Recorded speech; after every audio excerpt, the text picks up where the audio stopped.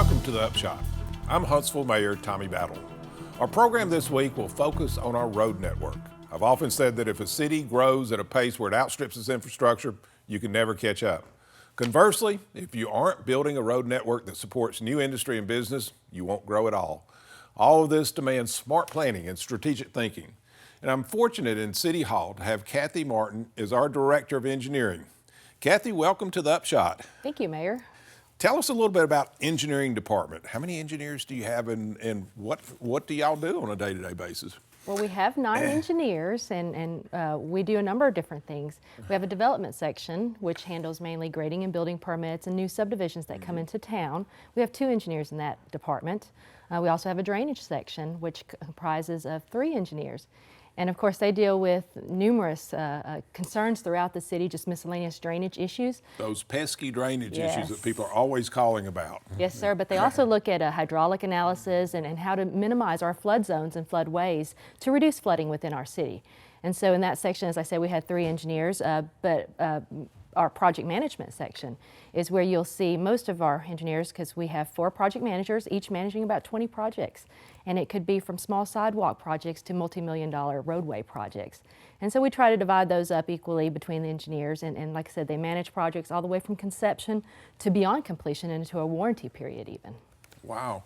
You know, we were talking earlier, you were talking about some of the grants that we were working on right now for the city of Huntsville. Tell me about a few of them. You know, I think we're working North Parkway, the Northern Bypass. Tell me about some of them. Yes, absolutely. Well, you know, we were fortunate enough to partner with AlDOT on Restore Our Roads. And again, there's always more funding that's needed. And so recently, we've submitted almost $100 million in grant applications. So one of the big projects that was submitted this week is the extension for the Northern Bypass, which connects to where the Restore Our Road project will stop, which is North Parkway. And it will carry a 4-lane divided roadway all the way around to US 72 West.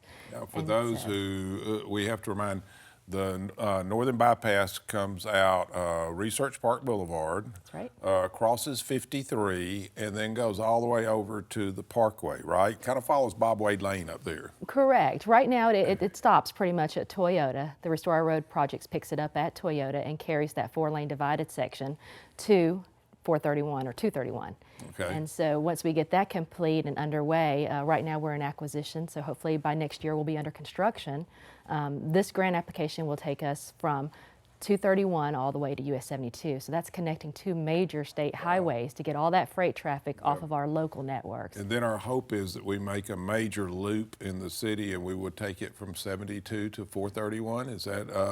Well, once we could, if we should be lucky in getting this FAST grant application through, we would actually have a northern bypass, a true northern bypass that would start at 72 on the northeast side of town and continue all the way to I-565, really, and easy access into the Redstone Arsenal Gate as well.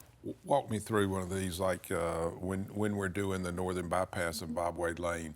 It's a state project, a city project, a joint project, and how do we do it, and what are some of the steps we need to go through?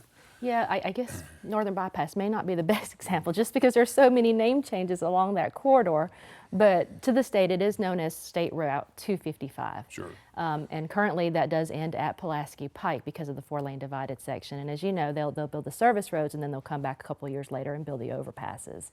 And so this next phase will continue those service roads because Bob Wade Lane needs immediate relief. It's very congested and very curvy. And it kind of takes that traffic from Meridianville, Hazel Green, South Tennessee, coming down into the city, and in the mornings as it comes into the city, they will catch that bypass and come around to Research Park Boulevard and come into Gate 9 at the Arsenal, right? That's correct, yes, sir. Okay. And so you've gotten to the place right now where you're doing land acquisition at this point? We're just starting land acquisition. First thing you'll do is you'll establish a center line, right? And then you'll do engineering. And how long does it take? Like, say on the Northern Bypass, how long does the engineering take? Well, and it all goes back to the source of funding. Obviously, this one has some federal funds in it as well as state funding. And so the standards do change on what we're required to do. And when you say establish an alignment, it's actually establish multiple alignments because they do want you to investigate any alternatives that are possible in that alignment. To get the best price? Well, to get the safest and most efficient route, I guess Sure. to say, where you should stop and start the project. Federal highway will dictate, how far you need to go, but also to look at environmental factors within that corridor.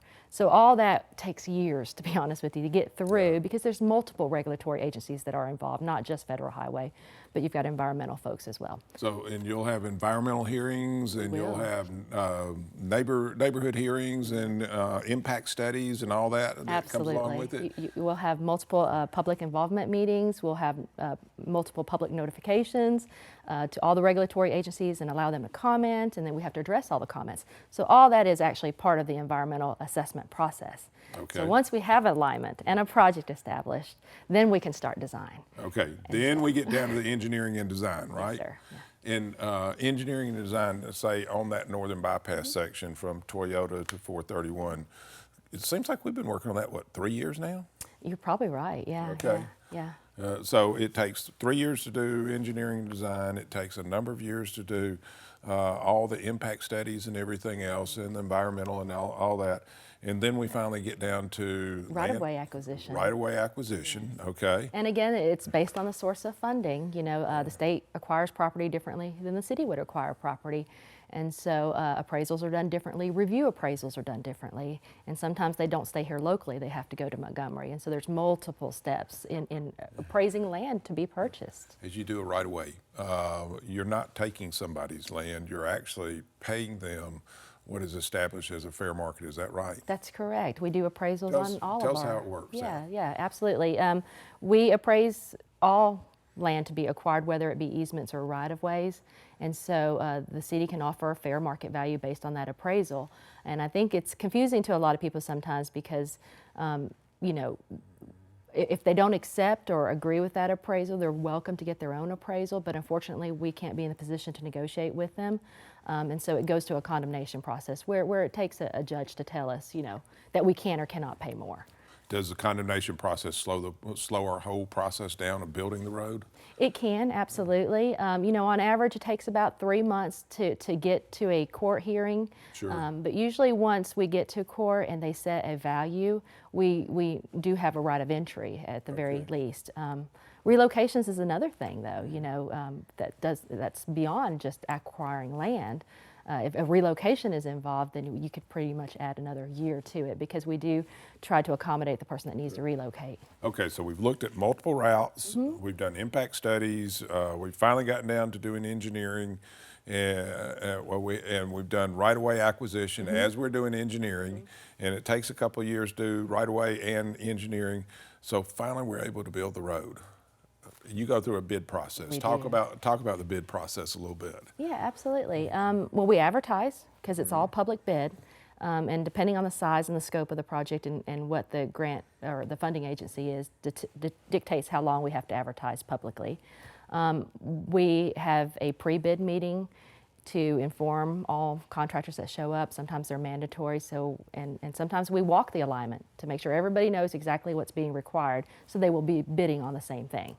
Apples to apples. Absolutely. Okay. It's very important. And then we go through an award process, open bids, and to award it, we go through City Council. So there's usually, a 2-week delay associated with that.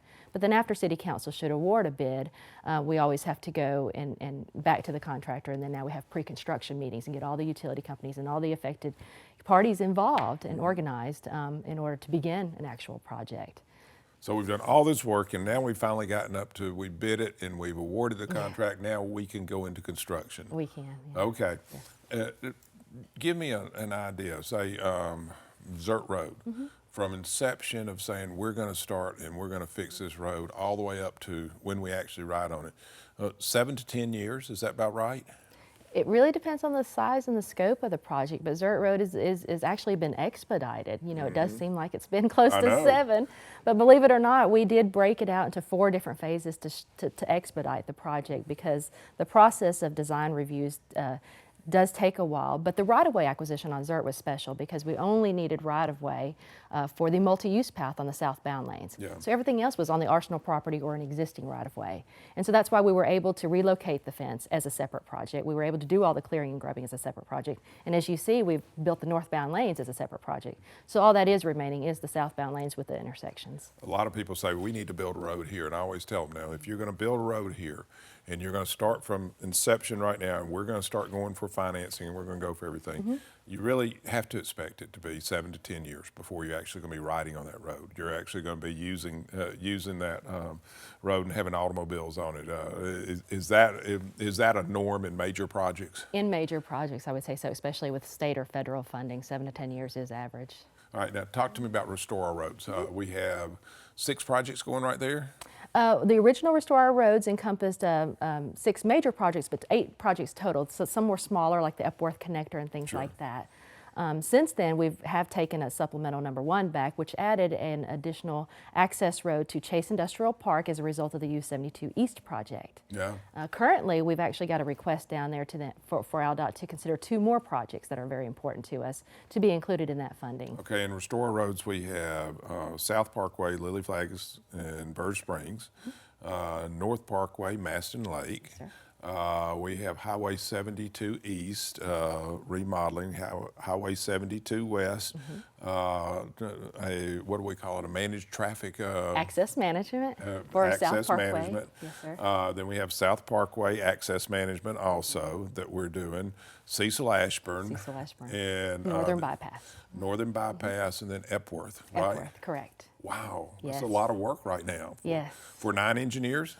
Well, really for 4. So Yeah. the state has been partners with us every step of the way. So we couldn't Good. have asked for a better partner.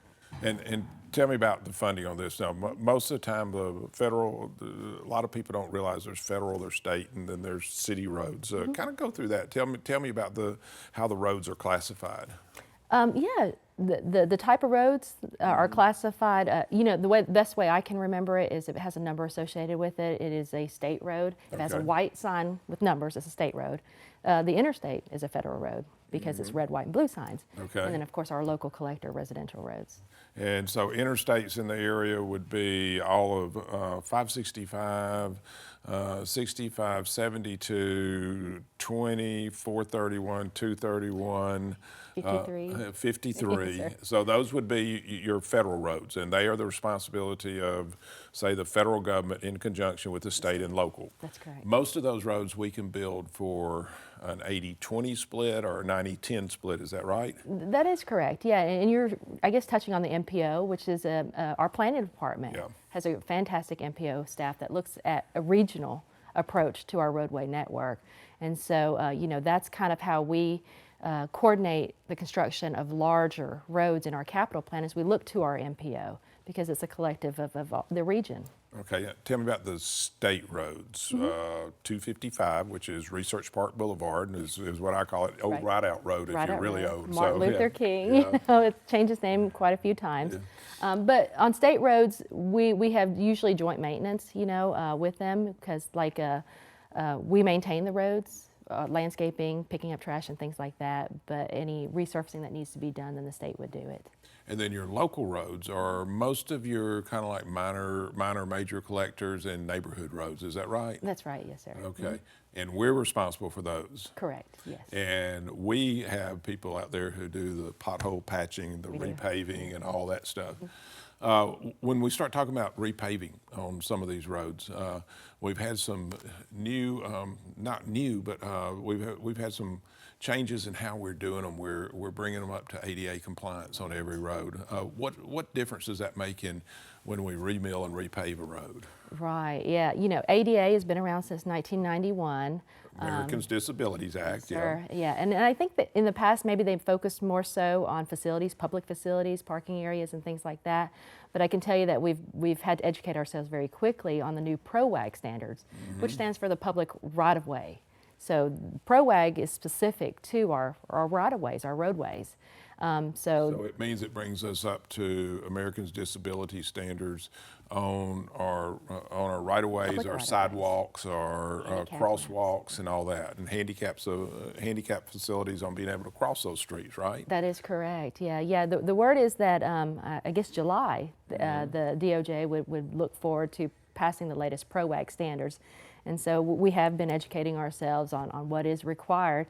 And I can tell you that, with Public Works having to resurface roads, that's an entirely new challenge. But for engineering, we want to make sure that whatever we accept into the public maintenance system is going to be ADA compliant, so it's not an issue for Public Works later. It's not an issue for us later. Talk to me, South Parkway, one of our biggest projects right now. Tell me about how long it's going to take and what some of our incentives were and how that one's working out. It's working out very well. I think I've heard someone say, they leave for work in the morning, they come in the afternoon, it looks completely different. Yeah. So we were just very fortunate to, like I said, not only have a partner in AlDOT, but also in the contractors that are working out there. They are local contractors that we've worked with for many years. And so the way the project is set up is that there's 2 phases of construction. The first phase is the service roads and the Martin Road Bridge. Okay. And I think the challenge there is going to be the Martin Road Bridge because it went from a 40-foot wide road to a 340-foot wide road. Wow. And so the exciting news on that is this weekend they're actually setting the first set of girders. And so if you are up Sunday night, Monday night, and Tuesday night, that should be a great They're show. going to start at what, 9 o'clock? Is that what I heard? 9 o'clock on Sunday 9 night. o'clock, and they'll go till they get it set, right? That's correct. I think they're shooting for about 5 o'clock, have it reopened. But the interesting thing is the way they're setting these girders, they're using the existing Martin Road Bridge, so Martin Road will be closed in the middle of the night, and they'll swing these 100-foot girders into place, and there's 22 of them. Wow. So all one span, 100 foot, 22 of them in a row. So they're doing, the first portion of it is the Martin Road, kind of the Martin Road interchange, which is not really an interchange anymore. It's more ramps coming up and ramps going down, and then a traditional Intersection on the top. Yeah, intersection on top. And that section and the access roads is the first portion. They're supposed to be finished by December of next year. December of 17. 17, Okay. that's correct. But in order to get the incentive, they would have to be finished by September of 17. Okay. If they finish by September of 17, there's a $2.5 million incentive. Is That's that right. right? Yes. And the incentive, the reason we put the incentive in was because it was very important to get this thing done, get it over with, get it out of the way, and so we gave them some. We opened up, so I guess, their construction to 24/7. We did. And they can move forward as fast as they want to, really. And they are, it seems like. So, like I said, we are very fortunate in that respect. After the first phase, though, they can immediately roll into the second phase of construction, which is the main line, The actual overpasses. Yeah, at Bird Spring okay. and Lily Flag. And the good thing about that is there won't be so much disruption to traffic and businesses because they'll hopefully be working in the center, and everybody else will stay on the outside. And completion date on that one Is July of 19. July of 19. So December of 17, which is really January 1st of 18, and then July of 19, and we have really finished more like 2 overpasses, a bridge, and access roads, and we've finished them in 3 years, 3 years. rather than taking the 8 to 10 years that we've have in the past. That is correct. It'll be quite a feat. Yeah. Great, man. Y'all will be tired, won't you? Talk next about Maston Lake, the overpass up there. Where are we in that process? Yes, that is one of the next ones scheduled to roll out the door. Currently, we are at 60% on Okay. that. So at 60%, AlDOT views that as ready for right-of-way acquisition. Okay. So they are currently preparing right-of-way maps and finalizing the design. And so hopefully we'll have an appraiser out there talking to people in the next month or two. Depending on how many properties need to be acquired, we're optimistic for a late 16 starting of construction in order to relocate some utilities out there.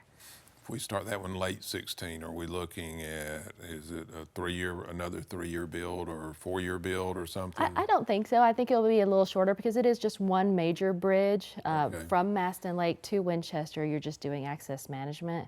So it will be mainly just closing some medians that aren't being used right now.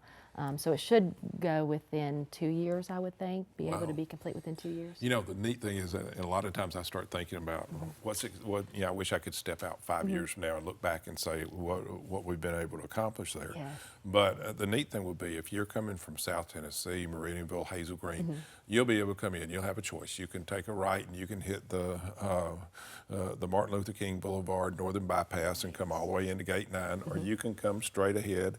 You'll hit one red light, which will be Winchester Road, and then the rest of the way is limited access going all the way down to Martin Road, and you can come in that gate. Right. So it's just, there's so many more alternatives and possibilities now Right. that you can use.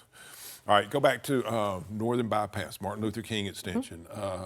Where is that one in the engineering and the right-of-way acquisition and everything? It is. It's actually about the same as the Maston Lake project, so it's Okay. difficult to say which one will roll out first, but there's probably more parcels to be acquired on the Northern Bypass section. So exactly the same, about 60% complete, probably a little more, maybe 70, but we are just now beginning right-of-way, and I do know there's about 100 parcels to be acquired on that one. Okay. So that might take a little All time. right. Now, another part of Restore Roads is Cecil Ashburn. It is, yes, sir. Everybody's asking me about Cecil Ashburn. They said, are you going to close down the road for 2 years? Tell me about it. We definitely do not want to close down the road for 2 years. I mean, drive the road, you'll see what we're having to deal with. And so the intent there is we're only about 50% complete in design, and so that's exactly what we're doing now. We're trying to get a layout and a construction sequence put together in order to present it to the public in an organized fashion. So I'm imagining, maybe we can visit some town hall meetings and bring people up in Hampton Cove to speeds, people up in South Parkway, so they know what to expect.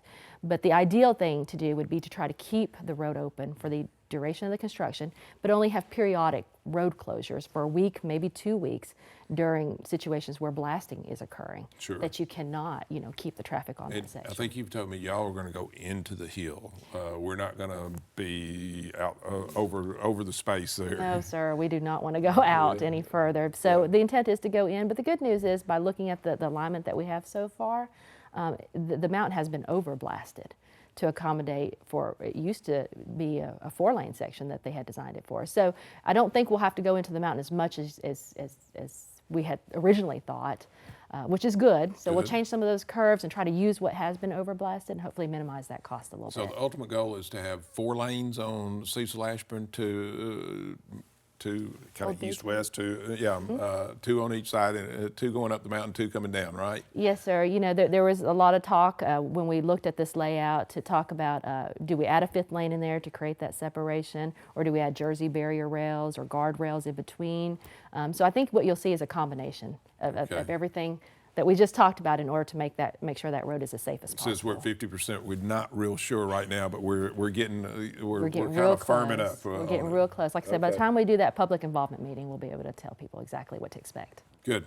All right, tell me about Zert Road. How close are we on that? That was one road that when I first became elected in 2008, I said this just is a road that doesn't represent what we do with roads in Huntsville. And we got started on it, and I said we're going to finish that thing in 3 years. I was overly optimistic, wasn't I?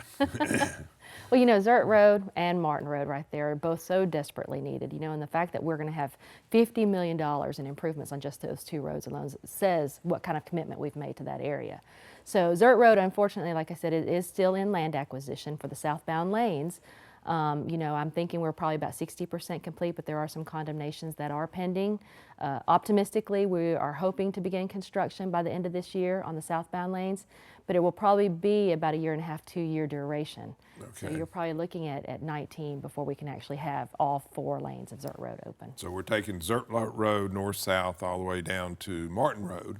And Martin Road, we're making it into a 4-lane boulevard, is that right? Martin Road will be a 5-lane actually. Okay. It justified a 5-lane, and we'll be starting right there at Zert Road and going all the way past Wall Triana and James Record Road to tie into the airport's improvements, which aren't so recent anymore, but to that Larissie interchange. And so that way people that come from the west on the interstate, they can take that new Larissie overpass, get on Martin Road, and go straight into Gate 9. Okay, and so they'll be coming straight into Gate 9 and on the western section. And start and stop time on that, we'll be starting that next year in 17, is that right? That is right, yeah. And like I said, we are actually a little further along on right-of-way. And our intent was never to have both projects under construction at the same time, but unfortunately, that's just how the cards play out, and you don't really want to delay progress. So there's a good chance that we will have both roads under construction at the same time. Okay. Martin Road has a detour plan associated with it to where the first phase, when you come off James Record Road to Old Jim Williams, there's a logical detour with Trademark Boulevard, so that won't be a problem. But it does get kind of tight from Old Jim Williams to Zurt Road. And so the current plan is to actually have the bridge that's currently there now operate as one-lane traffic, depending on inbound and outbound. So hopefully people won't have to go too far out of their way, that they can still use Martin Road while we're trying to build it. Oh, good. That'd be good. And that one is, let's see, it starts in 17, finish at about 19 also, I would right? think late 19. You've got two large bridges. So on late that one. 19, we will have both Zurt Road and Martin Road done in that area. Greenbrier is one that we have been just really moving on, and many people don't even realize that Greenbrier is in the city of Huntsville, but the city of Huntsville goes all the way to I-65 over there. So Greenbrier, and a lot of Greenbrier, the push on Greenbrier has been both GE Aviation, who's putting in a plant over at that intersection, and Polaris. Tell me, where are we on Greenbrier? We're moving forward. We were fortunate enough to encompass it in a TIF, which has given us some additional funding to try to accelerate that project. So if you go out there now, it doesn't look like anything like it used to. So there's a beautiful 5-lane road out there. And it's getting very, very close to Old Highway 20. Okay. And so the current project, there's actually 2 different projects going on, but the latest one will cross us over Old Highway 20 and make some improvements for the Greenbrier Parkway to tie in to Old Highway 20. So the design is actually complete to cross Old Highway 20 and head towards the mega site. Hopefully by later this year, we'll extend a design contract in order to start right there at the mega site and carry it all the way to Browns Ferry Road. And that's going to be a significant help in getting traffic to head north. So ultimate goal in that one is to go Greenbrier to the mega site, past 20, to Browns Ferry, cut around Browns Ferry, and hit I-65. That's correct, at the Tanner exit. Yeah, you wouldn't be far from it at all. Wow, wow. And the funding for that is coming from some industrial access money? It is. We do have 2 grants from the state for industrial access. Like I said, they've been a great partner to us in every respect. But also the TIF, having a TIF boundary set up allows us to continue that project forward. Tax increment financing has worked out very well for us. That's right. Yes, sir. All right, now you've got some other things that y'all are working on grant-wise. Tell me about some of your other grants. A lot of multimodal grants. We're always looking for alternate means of transportation. Okay. So whether it be bike lanes, multi-use paths, very wide sidewalks for pedestrian traffic. We've recently submitted, or we're looking at submitting a Tiger grant application actually, for a new multimodal path that is, I want to say maybe 5 miles, and it would connect from downtown near Holmes Avenue, and it would go all the way to Low Mill. Wow, so all the way down Pinhook Creek, huh? Yes, or sir. the Pinhook River Walk now. Is that what it'll be? Well, partially, but not entirely. That project, as you know, have been on the books for a number of years. We feel like there was so much more opportunity to connect housing to job centers. Whether it be downtown or Low Mill, we needed this connectivity to get people to and from work with different means other than cars. And so this Tiger grant, came up, and we are trying to pursue that. And if we should get it, we will have an art piece across the parkway. Yeah. So if people use their pedestrian, use their feet, walk with their feet, or else they ride their bikes and they use these multimodal ways, which are really bike paths and walking paths and everything. If they use that mode, then they're not taking up our road space, right? That's correct. Yes. And and it's funny you should mention that, because we're also working on Holmes Avenue, looking at a multimodal corridor on Holmes Avenue. And when I first came here, I remember widening Holmes Avenue to be 5 lanes. Yeah. And here we are looking at narrowing it back down to take out that capacity and create more different means of transportation. So it's interesting to be able to work on projects like that. Some of the projects you've been working on, they come from the big picture too. Some of the comments on the big picture is we have all these 5-lane roads which were built for 5 lanes and for a long time needed 5 lanes. They need the capacity, the traffic that could go down 5 lanes. But now they're not used as much, they're not utilized as much, so we could go on what we would call a road diet and take them down to 3 lanes and leave one of each of the lanes for walking, pedestrian, and bike paths. Are you seeing a lot of that? Yes, we are. I mean, even with resurfacing, you know, we're trying to be more aware of what creates the connectivity in our community for the bicycles and the pedestrians, and we want to make sure that we stay ahead. So even when we resurface roads, if there's an ability to create these additional multi-use paths, you know, that we would do that at that time. Now you mentioned a Tiger grant. What is a Tiger grant now? It's a big grant. It's a big grant. Yeah. That's correct, and I don't think Huntsville's ever received one.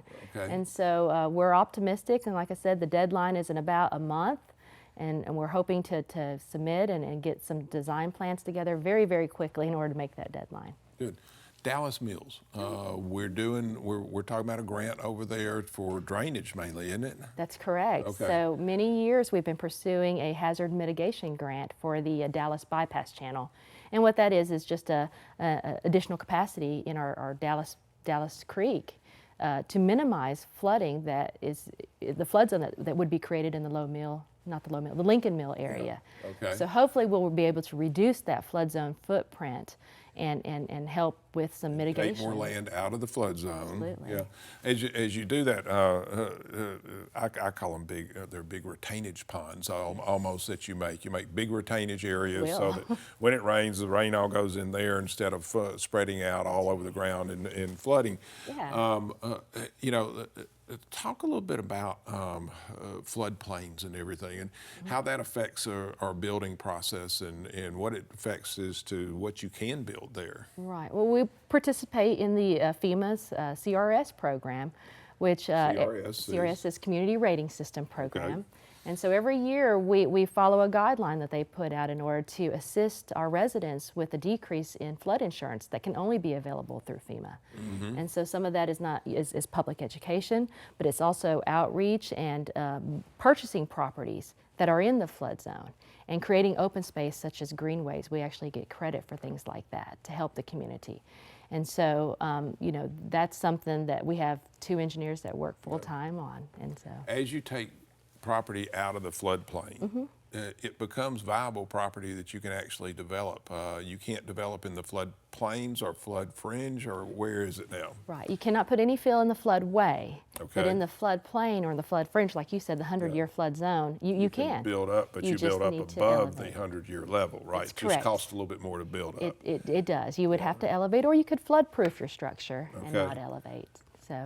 So as we do that, we end up gaining more area with Dallas Mills. We gain more area, bigger areas in there that we can develop, bigger areas that can be part of our city and be productive portions of our city. And is that kind of the plan behind that? Absolutely, absolutely. But you know, that's definitely it. But also, you know, you're looking at public safety, you know, and trying to minimize flooding and keeping it within channels to not damage homes and properties. Now, talk about minimizing flooding on Christmas, right on Christmas Yeah. Day.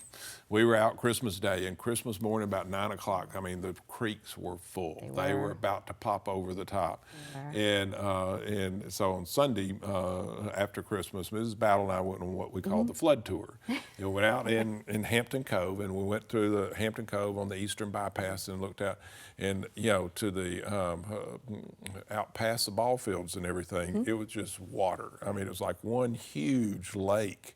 But we didn't have any water get in any homes, did we? Not that I'm aware of. Okay. I know we had our public works crews out there responding to immediate concerns for blockage in channels and ditches and storm drains in order to get that water. Yeah, they were out Christmas Day doing all that. Absolutely, that was interesting. Interesting's not the word. That was interesting. But it was really kind of, it was really unique to see the system work. And it Yes. worked so well because that whole area is floodway, and it's made to take all the water and all the water from the Flint River and right in there. all built up into one big lake, but it didn't get up high enough to get into the homes or get into the developed areas that we had. So it actually, it was very unique to see everything worked. Yes. It stayed where it was supposed to, and didn't come into the residential homes. Yes, you know, and it's amazing because many years ago when I first came here, we had the big flood down in Aldrich Creek, and you know, after the flood receded, we actually went out there and took high water marks to see in people's homes and people's yards how high the water got, and then related it back to our flood map for that floodway that you were talking about. And it was uncanny how close they are. So the modeling does work, absolutely. Yeah. You know, I can always remember when they were just starting Hampton Cove, all the people who lived in Big Cove said there's no way they'll build houses there. I've seen water up 12 feet, and then they put all the retainage and the ponds in there and the big lakes in there and everything. And Christmas Day, I guess we got to see the actual example of it working. Right, yes, sir. Okay, tell us, you know, when someone, you know, out in front of their house that has a sidewalk, it's in a right of way. This is good engineering talk. We can talk about right of ways. Tell me about your right of ways. What is the purpose of having a right of way? And a lot of people say it's government stealing land, but what's it actually doing? Well, I mean, it creates the connectivity for all the public to use, and so the right-of-way is owned and maintained by the city or the state or the federal government, whoever the case may be, but it's so that we can create that network of connectivity, whether it be pedestrians through sidewalks or roadways. You know, there's utilities that need to go in these right-of-ways, and sometimes those are in utility and drainage easements that are in addition to it. But another thing is when, you know, new development occurs in areas that are undeveloped, we try to go ahead and reserve that right-of-way for in case that road needs to be widened for that connectivity. It's called planning for the future, right? That's what we call it. Yeah, Yes, sir. very good. All right, now, what is, you know, we've talked a lot about, you know, we're going to do all these road projects. We're doing 7 different restore our roads. We're doing some A-trip projects right now, which is Alabama Transportation and Rehabilitation, something improvement plan or something. So. Yeah, but we're doing those projects, and I've always heard the number. What are we? $450 million worth of roads that we're doing the next 5 years. We are, you know, and that's the big picture, definitely, because, you know, we were only allocated so much per year, but if you the way our projects happen, like you said, 8 to 10 years to bring a big project to fruition, you know, if you add everything up that we're working on, construction and design-wise, you're close to actually about $500 million if you include the $100 million in grant applications that we've got out there as well. So, but you're right, about $450 million worth of capital projects. So how many orange cones is that? That's a lot. That's a lot of orange cones. We're going to be seeing a lot of orange cones in the future, aren't we?